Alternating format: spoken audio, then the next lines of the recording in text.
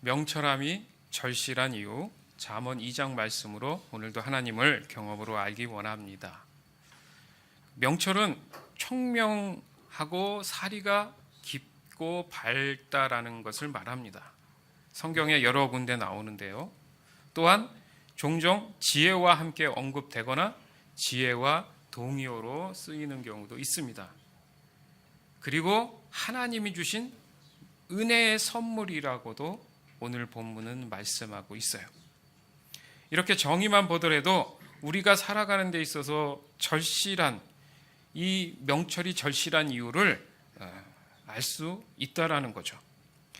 모든 것이 선택의 순간을 살아가는 우리로서는 엄청난 능력을 소유하게 되는 거라는 생각 여러분 안 드십니까? 그렇잖아요. 뭘 하나 선택하는데 굉장히 중요한 부분들이 많지 않습니까? 그 선택에 따라 결과가 달라지니까요. 사람들은 이 명철을 얻기 위해서 수많은 노력들을 하고 살아왔어요. 그 결과 이 현대 사회가 만들어졌는데 가만히 보니까 대부분 머리 좋은 사람들이 지배하는 사회라고 해도 과언이 아닙니다. 그렇죠? 그래서 수많은 사람들이 본의 아니게 열등감이나 낮은 자존감으로 시달리며 살아가고 있는 게 맞아요. 왜요? 남들보다 내가 좀 떨어지는 것 같다는 느낌을 받으면 자존심도 상하고 비교의식도 생기고 열등감이 생기잖아요. 그러다 보니까 어설프게 살아가다가는 늘 언제나 당하기 일쑤고 결국 남 좋은 일만 그렇게 시키면서 세월을 보내는 경우가 많다라는 거죠. 그래서 사람들은 생각합니다. 세상이 너무 불공평해. 맞죠. 불공평하죠. 그런데 그것은 세상의 입장이라고 말하고 싶어요. 왜냐하면 오늘 본문 말씀을 깊이 묵상하고 사모할 줄만 안다면 완전히 생각이 달라질 수 있다고 저는 확신합니다. 세상은 명품 하면은 뻑합니다. 왜 그럴까? 이 명품이라는 기준이 명철의 상징이 되어버렸기 때문에 그래요. 오죽하면 명품을 닮은 짝퉁들도 가지려고 한단 말이죠. 짝퉁이라도 가짜, 돈이 없으니까. 때로는 명품인 듯 짝퉁을 명품인 줄 알고 속아서 구입하는 웃지 못할 그런 일들도 벌어지고 있습니다. 그러니까 속고 속이는 이 세상이 이 명철을 악이용하고 있구나, 이런 생각이 드는 거예요. 이런 현상을 보면서 분명히 적어도 명품이라는 것은 존재하는구나. 그죠? 명품이라는 기준은 분명히 있는 거는 같아요. 다만 사람들이 스스로가 만들어낸 그 기준으로는 엄밀하게 말하면 또한 명품을 흉내내는 정도가 아닌가. 아니, 명품이면 완벽해야 되는 거 아닌가요? 근데 왜 니코를 하죠? 이상하지 않습니까? 분명히 나는 명품이라고 생각해서 그것을 선택했는데 때로는 그것이 나를 속이는 부분도 있다라는 거, 그러니까 허구도 있다라는 거죠. 궁극적인 것은 서로가 이윤을 남기기 위한 거지 명품이 순수하게 내게 다가오지는 않는다는 거예요. 명철을 말하다가 왜 명품을 말하게 됐느냐? 왜냐하면 인간의 그 순간의 선택의 기준이 어디에서 오는가에 대한 공증을 받아야지만 된다라는 그 의존성 때문에 그렇다는 얘기예요. 그러니까 나는 불확실한데 여러 사람이 그게 명품이라고 얘기하면 따라가게 된다는 거죠. 그 내용이 정확히 명품인지 아닌지도 모르지만 따라가게 되는 의존성을 갖고 있다라는 거예요. 그러니까 사람들의 생각이 몰리는 그것이 기준이 돼버리더라는 거죠. 그렇잖아요. 내가 그걸 엄밀히 따져본 것도 아니지만 누가 좋다 그러면 그게 좋다라고 받아들이잖아요. 내가 그것을 선택한 겁니다. 그러니까 나의 명철에서 그게 나타난 결과물이라는 거예요. 그래서 때론 황당한 결과나 잘못된 결과들로 참담한 배신을 당하는 경우가 비일비재하다라는 거죠. 여러분은 세상을 얼마나 신뢰하며 하루하루를 살아가고 있죠? 그 세상이 나를 철저하게 믿고 따르게 해주나요? 아니면 나를 실망시키고 낙심하는 경우들이 더 많았나요? 분명히 말씀드리지만 내가 내 자신 스스로도 신뢰하지 못하는데 그 어떤 것을 신뢰할 수 있다라는 것 자체가 사실은 모순이에요. 그럼에도 불구하고 사람들은 대세를 따릅니다. 선호성을 따라요. 인기를 따라요. 그거에 따라 마음이 움직이는 거예요. 그러니까 너나 좋다 하니까 다 따라가다가 다 망하는 경우들이 얼마나 많냐 이거예요. 따라서 세상이 요구하는 이 명철의 쓰임새와 하나님이 주시는 명철로 인한 쓰임새가 다르다는 걸 여러분 아십니까? 이 기준을 잘 모르니까 항상 당하는 거라 이거죠. 아무리 그리스도인이라 할지라도 자신들은 편법과 불법을 정당화하면서도 다른 사람들의 잘못에 대해서는 절대 관용이 있지 않는 경우가 그런 경우입니다. 특히 자신에게 불이익이 예상이 된다면 더더욱 단칼로 자르는 경우가 너무 많다라는 얘기죠. 그리고 그것을 스스로 자기는 명철이 있다라고 자랑스럽게 여긴단 말이죠. 어떤 사람이 이런 경우가 있습니다. 자신의 삶의 그 기준이 물질이란 말이에요. 그러니까 명품으로 도배한, 그래서 자기는 부족함이 없는 사람이라고 느껴집니다. 왜냐하면 주위 사람들이 부추기니까. 부럽다. 이렇게 부러움을 사는 경우가 있단 말이에요. 그런 사람이 저소득층 지원을 해서 정부의 지원을 받아서 자녀 교육을 시킨다. 이런 경우 상당히 많습니다. 미국 같은 경우 그렇다는 얘기예요. 그 부모는 남들이 이루지 못했던 것을 나는 했다라는 생각에 스스로 명철함이 있다라고 자랑한단 말이죠. 여러분 많습니다. 그런 사람들. 그러나 그런 사람들이 도리어 다른 사람들을 칼같이 정죄합니다. 다른 사람들한테는 손가락질을 해요. 왜 그런가? 참 명철을 못 만났기 때문에 그런 거예요. 그러니까 명철을 이해한 게 아니라 오해했다라는 거죠. 즉 그것을 하나님이 주시는 명철이라고 착각하는 경우라는 겁니다.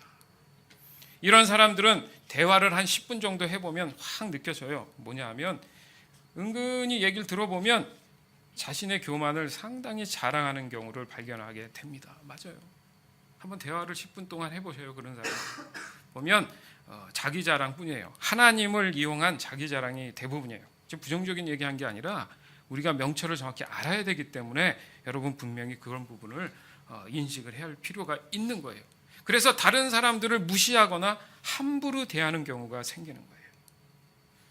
우린 세상의 명철을 절실하게 원해서는 안 됩니다. 오직 하나님의 명철이 절실해져야 된다는 거예요. 좀 더 쉽게 얘기하면 무엇을 내가 해야지만이 하나님의 명철을 얻을 수 있는가를 고민할 줄 알아야 된다는 얘기예요. 세상의 명철은 스스로 지능이 높던지 많은 교육이나 경험을 통해서 얻어지는 경우가 대다수입니다. 그 명철은 바로 그 사람이 주인이 되는 거예요. 그래서 맞죠? 내가 다 이루어 놓은 거니까 내 경험과 내 지식 안에서 그런 것들이 일어났다고 믿는 거죠. 하지만 하나님이 주시는 명철은 오직 하나님의 말씀이 기준이 됩니다. 따라서 하나님의 말씀에 전적으로 의지하게 될 수밖에 없는 거예요. 그렇기 때문에 자신의 명철이 무의미해지는 거예요. 이게 겸손하게 낮아지니까 하나님 어떻게 했으면 좋겠습니다. 그러니까 그 질문이 바로 기도잖아요. 기도를 많이 하는 사람들은 하나님께 그런 질문을 해서 하나님의 말씀을 받아서 그대로 순종한다는 뜻이지 않습니까? 맞잖아요. 근데 기도를 안 하잖아요. 세상 사람들은. 안 믿는 사람들은 기도의 의미가 뭡니까? 그냥 내가 바라는 것을 그냥 어떤 곳에다가 비는 것뿐이에요. 우리는 살아계신 하나님께 어떻게 해야 됩니까? 무엇을 해야 됩니까에 대한 것들을 질문했을 때 그 말씀을 받고 순종하는 사람들이란 말이죠. 이 차이가 바로 하늘과 땅 차이입니다. 오늘 본문도 이 맥락에서 세상과 구별된 진정한 명철이 우리에게는 얼마나 절실한지를 참 잘 설명해 주는 말씀이에요. 비교의식, 낮은 자존감, 열등감 등 이런 죄의 결과물들이 자신들을 절대 괴롭히지 못하도록 만드는 말씀인 거예요. 왜냐하면 명철의 주인이 내가 아니라 누구라고요? 하나님이시기 때문에 그렇습니다. 내 스스로의 판단이 요구되지 않는다는 거예요. 이것이 왜 중요하냐면 인간의 명철은 완벽하지 못하기 때문에 그렇다는 얘기예요. 그러니까 열등감을 가질 필요가 사실 없는 거예요. 여러분도 인정할 겁니다. 그 부분은. 지금 우리가 살아가고 있는 이 세상이 온전하고 완전하고 완벽해 보이십니까? 그렇게 얘기하는 사람들은 없어요. 그 많은 똑똑한 사람들이 과거보다 더 많이 차고 넘치는 세상에 우리는 살고 있습니다. 그거 아십니까? 요즘은요, 이 목회자의 수급이 큰 의미가 없어요. 예전에는 그런 교육들이 잘 안 돼서 성도들이 그냥 이렇게 말씀 이렇게 쉬운 것만 해도 어려워했는데 요즘 사람들은 그렇지 않습니다. 지식도 높아지고 여러 가지 그런 부분들에 대해서 수준들이 높아졌기 때문에 과거보다는 상당히 이런 부분들이 쉽지 않아요. 그렇지만 그 누가 자신 있게 그것이 확실한 명철입니다. 살아가는 데 있어서 똑똑한 사람이 많기 때문에 이 세상은 하나님의 은혜가 넘칩니다라고 세월이 갈수록 누가 그걸 확증하고 확신하냐고요. 그 해가 더 어려워집니다. 믿음 생활하기가 더 어려워지는 게 모순이라는 거예요. 보십시오. 우리는 예수를 믿기 때문에 이것이 당연하다고 받아들이고 말합니다. 근데 이게 또 함정이 될 수 있어요. 이 당연함이 왜 당연한지는 중요한 이유가 뭐냐면 바로 우리의 영생과 관련이 있기 때문에 그래요. 그냥 세상 살아가는데 명철이 하나 있어갖고 하나하나 내가 만족할 만한 삶을 살기 위한 게 아니라 궁극적으로는 하나님과 함께 할 수 있는 영원한 삶을 위한 문제에 달려있기 때문에 그렇다는 얘기예요. 이것이 우리 인생에 얼마나 중요한 것인지 이게 인식이 돼야 되는 문제라는 거예요, 여러분. 즉 죄로 인한 사망에서 구원으로 인한 생명으로 인생이 바뀌는 문제라는 거예요, 여러분. 인생이 바뀌는 거 이거 중요하지 않습니까? 지금 내가 살고 있는 형태에서 바뀐다는 거 다 소망하는 거 아니에요? 근데 왜 안 바뀔까? 그 문제점을 자꾸 사단마귀는 네가 잘못해서 손가락질 한다고요. 그게 아니고 내가 하나님에 대한 말씀들에 있어서 온전히 이해하지 못하기 때문에 적용이 안 되는 거예요. 예수 믿고 구원받으면 심플하게 그냥 그다음부터 뭐가 잘 돼야 되는데 왜 이렇게 고난이고 더 어렵지? 질문하지 않습니까? 어려운 게 아니라 하나님께 더 기도하라는 의미잖아요. 그죠? 왜요? 이제 하나님을 의지해서 하나님이 하라는 대로 해야 되는데 내가 과거에 했던 습관이나 생각들이 아직도 남아 있어서 그것이 섞여가지고 헷갈려 한다는 거죠. 그게 확실해요. 그 훈련이 필요한 거죠. 죄로 인한 이 죄의 핵심의 문제가 뭐냐 하면 하나님의 말씀을 들으려 하지 않는다는 거예요. 내 스스로가 아니라 자꾸 마음속에 그렇게까지 할 게 뭐 있어. 야, 해봐. 야, 저 넓은 바다를 어떻게 건너가겠니? 너희들 이제 다 죽었다. 막대기를 하나 앞으로 내민다고 바다가 갈라진다고? 말도 안 되는 소리 하지 마. 근데 이 말도 안 되는 일이 벌어졌어요? 안 벌어졌어요? 홍해가 갈라졌잖아요. 세상 사람은 아직도 그게 그냥 신화로 여겨집니다. 이것을 어떻게 정말 살아있는 역사로 이해할까? 그게 우리의 고민이 되어야 된다는 얘기예요. 제가 목사니까 그것이 맞다, 그게 살아있는 역사다 이렇게 얘기하는 게 아니고요. 하나님은 설명할 수 없는 살아계신 분입니다. 믿으십니까? 홍해는 갈라졌어요. 바위에서 물이 나왔어요. 그건 역사입니다. 이것은 자신의 고집이나 아집이 이미 자신을 사로잡고 있기 때문에 그런 거예요. 그 잔여물들이 찌꺼기가 남아있기 때문에 앞으로 전진을 자꾸 못하게 발목을 잡게 되는 경우라는 거예요. 그래서 하나님은 반복하고 강조해서 하나님의 말씀을 꼭 들어야 한다고 자꾸 말씀하시는 겁니다. 잠언 2장 1절에서 5절. 내 아들아, 내가 내 말을 듣고 내 명령을 마음에 깊이 간직한다면, 내 귀를 지혜에 기울이고 내 마음을 총명에 둔다면, 내가 명철을 찾아 부르짖고 총명을 찾아 외친다면, 은을 찾듯 내가 그것을 찾고 숨은 보화를 찾듯 한다면, 너는 여호와를 경외하는 법을 깨닫고 하나님을 아는 지식을 찾을 것이다. 아멘. 자, 무엇을 해야 됩니까? 방법을 알려주시잖아요. 자, 더 쉽게 설명하기 위해서 4절에 보니까 은을 찾는다. 세상 사람들이 은과 금 찾으려고 죽어가면서도 찾지 않습니까? 금산을 발견하는 거, 뭐 이런 거 있지 않습니까? 지금 금의 전쟁이 그 아프리카에서 많이 일어나잖아요, 그죠? 그 사금이라 그래서 이렇게 강물 이렇게 흔들어 가지고 그 알갱이 조그만 거를 얼마나 많은 수고가 필요하잖아요. 근데 그것을 수입하는 쪽에서는 싸게 그것을 수입하려고 하고 팔려는 쪽에서는 인건비가 많이 드니까 비싸게 이런 싸움들을 하는 이유가 뭡니까? 그 정도로 은을 찾듯이 금을 찾듯이 너희가 그것을 찾고 숨은 보화를 찾듯이 하라는 거예요.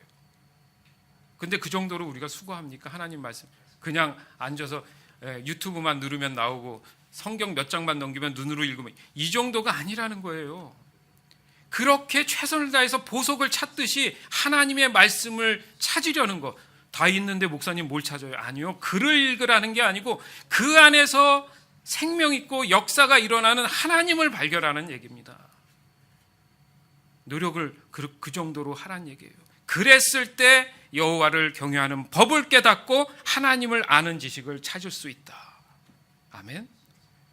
이것도 안 하면서 잘 되길 바란다는 거 욕심쟁이에요. 욕심쟁이. 언제나 저희에게는 하나님 말씀이 얼마나 위로가 되는지 모릅니다.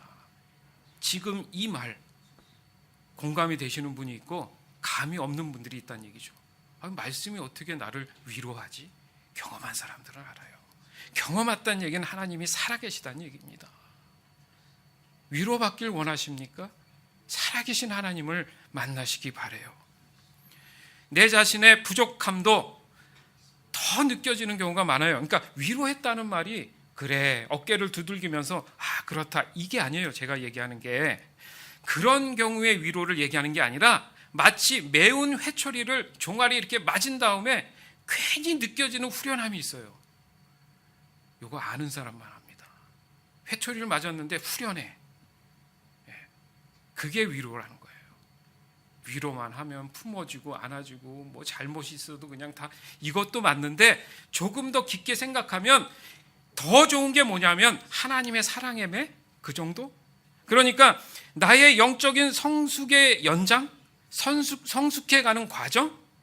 이런 거의 가치 그게 위로가 돼야 돼요. 사실은 그게 소망이 돼야 됩니다. 깨닫게 해주시는 거 맞잖아요. 그냥 거기서 위로로 끝나는 게 아니고 그 다음에 질문이 그럼 어떻게 해야 돼요? 질문한다니까요. 이 사람 그게 아니라 그것까지도 포함하셔서 하나님께서 나에게 경험을 통해서 내 삶에 앞으로 나갈 수 있는 그런 명철함을 내게 허락해 줬을 때 그 명철함도 내가 소화가 돼야 명철해지지. 안 그래요? 운전면허 없는 사람이 운전하지 못하는 것처럼 내가 소화가 됐을 때 그 명철함도 내 삶에 이렇게 적용이 될 수 있다는 것까지. 여기서 중요한 핵심이 바로 하나님의 말씀을 경청하고 순종하고 그 다음으로 실천하는 그 겸손함을 요구하게 된다는 거예요. 명철도 결국은 하나님을 경외하는 법을 깨닫는다. 하나님을 아는 지식을 갖게 된다. 이렇게 말씀하시잖아요. 맞죠? 이 말씀이 왜 이렇게 논리정연하게 이루어지는지 이해가 돼야 된다는 얘기예요. 말씀 좋구나. 이게 아닙니다. 세상이 주는 명철과 완전히 다른 것이라고 우리는 깨달아줘야 된다는 것이에요. 이것이 확연히 구분돼야 된다는 얘기인데 그렇게 되면 세상이 주는 관점, 기준이 과거에 자신이 가지고 있었던 안 보이던 자기 중심적인 그런 명철들이 확 드러나 보인다는 거예요. 이게 잘못됐구나. 내 스스로 내 욕심에 내 야망으로 살았구나. 그게 아니라 하나님이 주시는 명철을 따라 이제 살아가야 되는구나. 이 정도 깨달으면 한 50%는 성공한 겁니다. 우리에게 있어서 명철함이 그래서 너무나도 살아가는데 절실한 필요라는 거예요. 그 이상이죠. 우린 세상에 끌려다니는 사람이 아니라는 얘기예요. 곰곰이 생각해 보세요. 여러분 삶이 어찌 보면 세상에 끌려다닙니다. 그렇죠? 아침에 눈 뜨면 또 일하러 가야 되는구나. 오늘 하루 또 뭐 먹고 살지. 이게 끌려다니는 거예요. 근데 하나님의 명철을 따라 사는 사람, 아침에 눈 뜨면 하나님 감사합니다. 오늘 하나님 말씀 가운데 살아가겠습니다. 제게 힘을 주시옵소서. 말씀으로 살아가니까, 말씀이 나를 앞장서니까, 내가 그것을 순종하고 살아가니까 이 세상을 주관하시는 하나님이시기 때문에 세상이 나를 따라오더라는 거죠. 믿어지시길 바라요. 그러나 참 명철이 여기 있음을 본문은 얘기하는 거예요. 명철함이 절실한 이유가 여기 있음을 얘기하는 거예요. 볼까요? 잠언 2장 6절에서 12절. 왜냐하면 여호와께서 지식을 주시고 그분으로부터 지식과 총명이 나오기 때문이다. 그분은 정직한 사람들을 위해 성공을 예비하시고 흠없는 사람을 보호해 주시니 그것은 그분이 의로운 사람의 길을 지키시고 주께 충성하는 사람들의 길을 보호하시기 때문이다. 그러면 너는 무엇이 바르고 의롭고 공평한 것인지 곧 모든 좋은 길을 깨닫게 될 것이다. 지혜가 내 마음에 들어가고 지식이 내 영혼을 달콤하게 만들 것이다. 너의 분별력이 너를 지키며 총명이 너를 보호할 것이다. 지혜가 악한 자의 길에서 너를 지키며 악한 말을 내뱉는 자들로부터 너를 지킬 것이다. 아멘. 자, 이거 필요하지 않습니까, 여러분?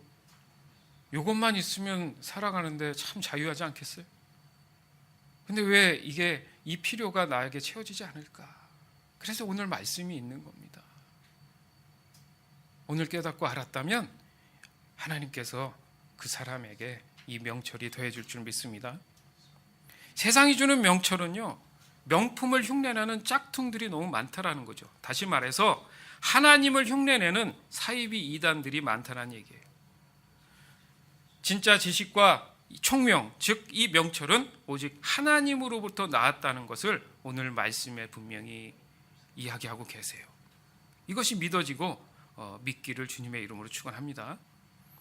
그 말씀에 보니까 그분이 의로운 사람의 길을 지키시고 주께 충성하는 사람들의 길을 보호하시기 때문이다.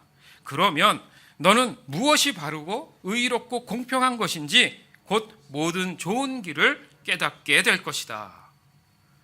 너의 분별력이 너를 지키며 총명이 너를 보호해 주실 것이다. 아멘. 세상이 주는 명철은요, 세상에서 그 답을 찾으려고 애를 씁니다. 그리고 그것을 진리라고 믿어요.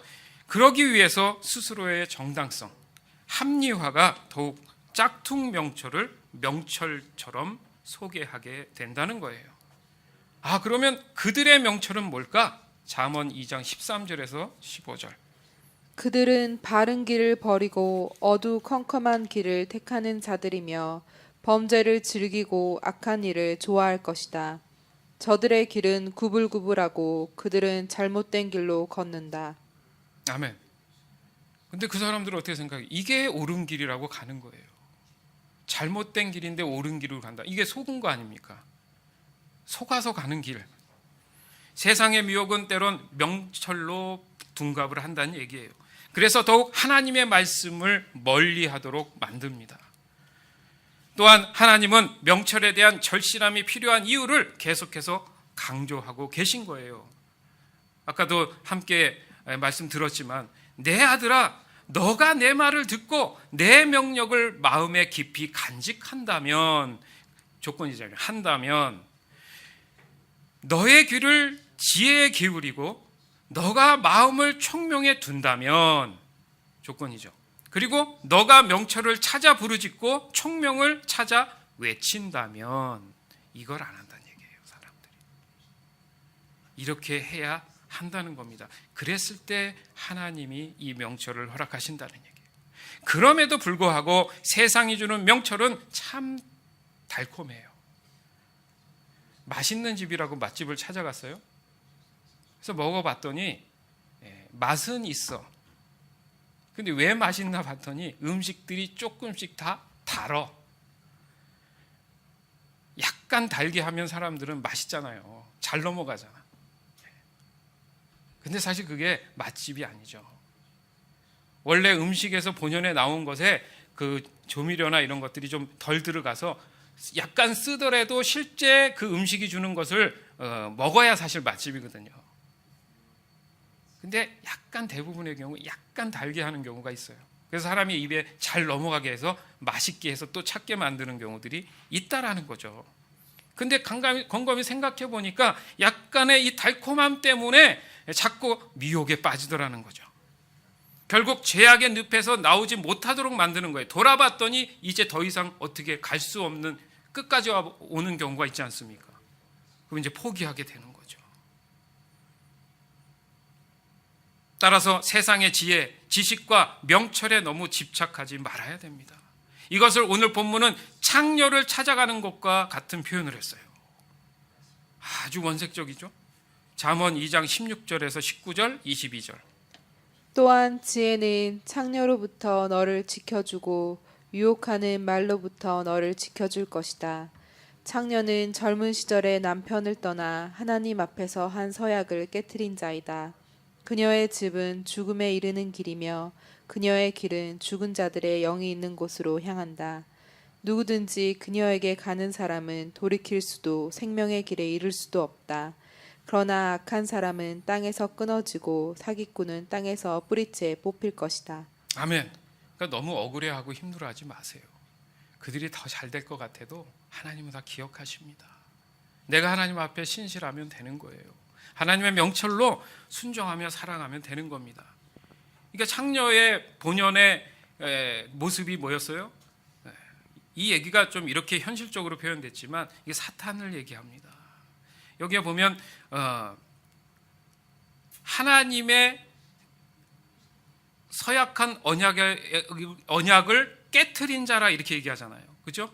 그래서 타락한 그런 천사라고도 표현을 하듯이 바로 하나님을 배신하고 등 돌리고 갔던 사람을 창녀라고 얘기를 해버립니다. 하나님의 명철이 도리어 세상의 명철로부터 지켜줄 수 있는 그런 하나님의 능력이 있다, 이 말씀을 하시는 거예요. 그럼 세상에서 벌어지는 수많은 경우들에 나타나는 명철들을 무시할 거냐? 목사님, 당장 밖에 나가보세요. 부딪히는 게 세상인데 그들의 명철과 어떻게 제가 견주어서 싸울 수 있겠습니까? 10명이 그게 맞다 그러고 진짜 그게 아닌데 내가 소리친다고 그들이 듣겠습니까? 뭐 이런 경우도 있지 않습니까? 그 얘기에 대해서 깨달음을 얻어야 되는 게, 지금 하나님이 말씀하시는 이 명철은 뭐냐면 하나님의 말씀으로 분별해서 하나님의 선한 길로 걸어가면 그곳에서도 내가 은혜가 차고 넘친다는 얘기예요. 이게 핵심이에요. 손해보는 것 같아도 하나님 입장에서는 그 사람을 버리지 않습니다. 이게 믿어져야 된다는 얘기예요. 세상이 허락한 자유와 하나님이 허락한 자유가 완전히 다르다는 겁니다. 세상이 허락한 자유는요, 하나님의 말씀을 인정하지 않아요. 그래야 자기들이 정당화되고 합리화되기 때문에 그렇습니다. 그러나 하나님이 허락하신 자유는 하나님 안에서 이루어지는 안전한 자유를 보장한다는 거죠. 따라서 하나님의 말씀에서 떠나서는 안 된다는 얘기입니다. 그 얘기가 뭐냐면 안전을 보장받지 못하다는 얘기예요. 그것이 선한 사람들의 길이며 의로운 사람들의 길이라고 얘기하는 거예요. 결국 우리가 명철함이 철실한 이유는 선한 사람의 길을 갈 수 있고 의로운 사람으로 살아갈 수 있는 그런 의미가 거기 부여되어 있기 때문에 그렇다는 얘기예요. 다시 말해서 어떤 상황 속에서도 가장 최상의 방법을 하나님의 기준으로 적용할 수 있게 된다는 얘기잖아요. 무슨 말이냐면 세상이 줄 수 없는 한계들이 있지 않습니까? 한계를 넘어설 수 없는 부분들이 있어요. 그렇죠? 그것이 초월할 수 있다라는 것.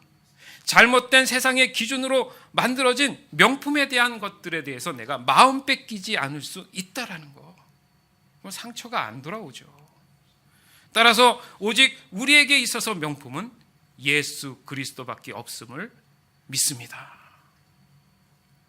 누이 비 X, 나이 X.